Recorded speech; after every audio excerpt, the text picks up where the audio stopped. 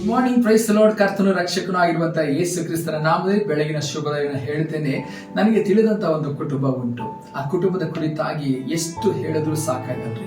ಯಾಕಂದ್ರೆ ಆ ಕುಟುಂಬದ ಕುರಿತಾಗಿ ಅವರ ಸ್ವಂತದವರು ಬಂಧುಗಳು ಅವನ್ನ ನೋಡಿ ಹಗೆ ಮಾಡಿ ಶಪಿಸಿ ಕಳಿಸಲ್ಪಟ್ಟವರು, ಶಪಿಸಲ್ಪಟ್ಟು ಅವರು ಇನ್ನು ಯಾವುದಕ್ಕೂ ಬರಲ್ಲ, ಭಿಕ್ಷೆ ಬೇಡಿ ತಿನ್ಬೇಕು, ನೀವು ಯಾವ ಕೆಲಸಕ್ಕೂ ಬಾರದವರು, ಹಾಗೆ ಹೀಗೆ ಅಂತೇಳಿ ಅವಮಾನ ಪಡಿಸಿ ನಿಂದಿಸಿ ತಳ್ಳಲ್ಪಟ್ಟಂತ ಕುಟುಂಬ ಅದು.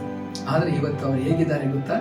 ಎಲ್ಲರಿಗೂ ಆಶ್ಚರ್ಯ ಪಡುವ ರೀತಿಯಲ್ಲಿ ತಲೆ ಎತ್ತಿ ನಿಲ್ಲುವ ಹಾಗೆ ಕರ್ತನವರನ್ನು ಆಶೀರ್ವದಿಸಿ ಎಲ್ಲ ವಿಷಯಗಳಲ್ಲಿ ಅಭಿವೃದ್ಧಿಗೆ ತಂದು ನಿಲ್ಲಿಸಿದ್ದಾರೆ. ಹೌದು ಜನಗಳೇ, ಇವತ್ತು ನಾನು ನಿಮಗೆ ಹೇಳುವಂತ ವಿಷಯ, ಅನೇಕರು ನಮ್ಮನ್ನ ಶಪಿಸಬಹುದು, ಅನೇಕರು ನಮ್ಮನ್ನ ದೂಷಿಸಬಹುದು, ಅಥವಾ ನಮಗೆ ವಿರೋಧವಾಗಿ ಅನೇಕರು ಹೇಳ್ತಾರೆ, ನಮಗೆ ವಿರೋಧವಾಗಿ ಅದನ್ನ ಮಾಡಿದ್ದಾರೆ, ಇದನ್ನ ಮಾಡಿದ್ದಾರೆ, ಏನನ್ನೋ ನಮಗೆ ನಡೆಸಲ್ಪಡ್ತಾ ಇದೆ, ನಾವು ಕೈ ಹಾಕಿದ ಕೆಲಸದಲ್ಲಿ ಮೇಲೆ ಬರ್ಲಿಕ್ಕೆ ಆಗ್ತಾ ಇಲ್ಲ, ಯಾರೋ ಏನೋ ಹೊಟ್ಟೆ ಕಿಚ್ಚಿನಿಂದ ಮಾಡಿಬಿಟ್ಟಿದ್ದಾರೆ. ನಾಚಿಕೆ ಆಗಲ್ಲ. ಕರ್ತನ ಮಕ್ಕಳು ಈ ರೀತಿಯಾಗಿ ಹೇಳುವುದಕ್ಕೆ ನಿಮಗೆ ನಾಚಿಕೆ ಆಗಲ್ಲ. ಕರ್ತನ ವಾಕ್ಯ ಹೇಳ್ತದೆ, ಏನ್ ಬೈತಾ ಇದೀನಿ ಎಂಬುದಾಗಿ ನೆನೆಸ್ತಾ ಇದ್ದೀರಾ? ಇಲ್ಲಿ ದೇವರ ಮಕ್ಕಳನ್ನ ಯಾವತ್ತು ಕರ್ತನ ತಲೆ ಎತ್ತಿ ನಿಲ್ಲುವಂತೆ ಮಾಡುವುದೇನು?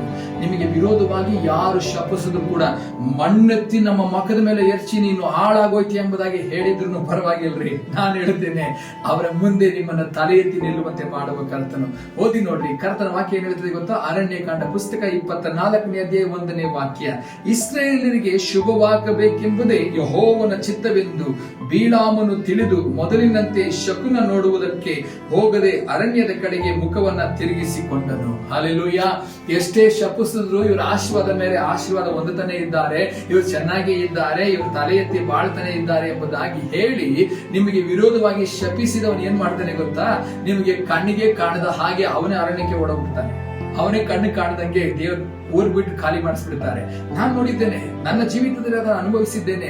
ನನಗೆ ವಿರೋಧವಾಗಿ ಎದ್ದವರು ಇವತ್ತು ಕಣ್ಣಿಗೆ ಕಾಣದಾಗೆ ಮರೆಯಾಗಿ ಹೋಗಿದ್ದಾರೆ. ಎಲ್ಲಿದ್ದಾರೆ ಅಂತ ಹೇಳಿ ಗೊತ್ತಿಲ್ಲ, ಹುಡುಕಿದ್ರು ಕೂಡ ಸಿಗಲ್ಲ, ಮನೆ ಮಠ ಎಲ್ಲ ಮಾರ್ಕೊಂಡು ಓಡೋಗ್ಬಿಟ್ಟಿದ್ದಾರೆ. ಇದೆಲ್ಲ ನಾನು ಎಷ್ಟೋ ನೋಡಿದ್ದೇನೆ. ಕರ್ತನ ಪ್ರಸನ್ನತೆಯಿಂದ ನಾನು ನಿಂತ್ಕೊಂಡು ಹೇಳ್ತಾ ಇದ್ದೇನೆ, ಇವತ್ತು ನಿಮಗೆ ವಿರೋಧವಾಗಿ ಯಾರೇ ಶಪಿಸುವವರಿದ್ರು ಕೂಡ ಅವರ ಶಾಪ ನಿಮಗೆ ತಟ್ಟುವುದಿಲ್ಲ. ಅವರ ಯಾವುದೇ ರೀತಿಯಾದಂತಹ ಕಾರ್ಯಗಳು ನಿಮ್ಮ ಮನೆ ವಸಲು ಕೂಡ ಮುಟ್ಟೋದಿಲ್ಲ. ಅವರ ಮುಂದೆಯೇ ತಲೆ ಎತ್ತಿ ನಿಲ್ಲುವ ಹಾಗೆ ಕರ್ತ ನಿಮ್ಮನ್ನ ನಡೆಸಲಿಕ್ಕಿದ್ದಾರೆ. ಯಾಕೆ ಗೊತ್ತಾ? ಇಸ್ರಾಯೇಲರಿಗೆ ಶುಭವಾಗಬೇಕೆನ್ನುವುದೇ ಕರ್ತನ ಚಿತ್ತ. ನೀವು ಶುಭವಾಗಿರ್ಬೇಕು, ಆಶೀರ್ವಾದವಾಗಿರ್ಬೇಕೆನ್ನುವುದೇ ದೇವರ ಚಿತ್ತವಾಗಿರುವುದರಿಂದ ನಿಮ್ಮನ್ನ ಶಪಿಸುವವರು ಯಾರೇ ಭಯಪಡಬೇಡ್ರಿ. ನೀವು ಸುಖವಾಗಿರ್ತೀರಿ, ಶುಭವಾಗಿರ್ತೀರಿ, ನೀವು ಇರುವುದೆಲ್ಲವೂ ಶುಭ ಹೊಂದುತ್ತದೆ, ಆಶೀರ್ವಾದವಾಗಿರ್ತೀರಿ. God bless you. ಕರ್ತನ ಆಶೀರ್ವದಿಸಲಿ. ಆಮೆನ್.